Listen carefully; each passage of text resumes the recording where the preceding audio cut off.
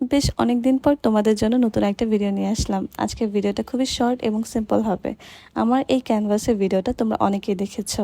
আজকে এই ক্যানভাসটা আমি কিভাবে করে মিডিয়াম গ্লস বা ক্লে গ্লস ব্যবহার করি সেটা তোমাদের সাথে শেয়ার করব। মিডিয়াম গ্লসের থেকে ক্লে গ্লসগুলো বেশি গ্লসি হয়ে থাকে। এর কারণ হচ্ছে এটা কনসিস্টেন্সি। এটা প্রচুর পরিমাণে থিক হয়ে থাকে, যার জন্য এটা বেশি গ্লসি দেখায়। এখানে আমি যেই পার্টটা ছিল, যেটা আমি ব্যান্ডেজ দিয়ে করেছিলাম, সেই পার্টটাই হচ্ছে আমি ক্লে গ্লস ব্যবহার করছি।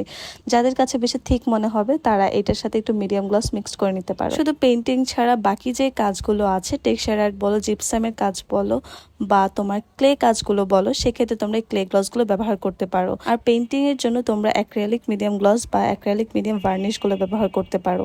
এখানে ক্যানভাসগুলোতে কাজ করার পর ভালো মতো এটা ড্রাই করতে হবে। তারপর তোমরা চাইলে এটার উপর হাত দিতে পারো, বা যদি পানি পড়ে থাকে বা যে কোনো কিছু ডাস্ট পড়ে থাকলে তোমরা ইজিলি সেটা ক্লিন করতে পারবে। কিছুদিন পরে আমি তোমাদের জন্য জিপসামের এবং অন্যান্য কাজের ভিডিও নিয়ে আসবো। আপাতত তোমরা সেই জন্য ওয়েট করতে থাকো। সবাইকে ধন্যবাদ। আল্লাহ হাফিজ।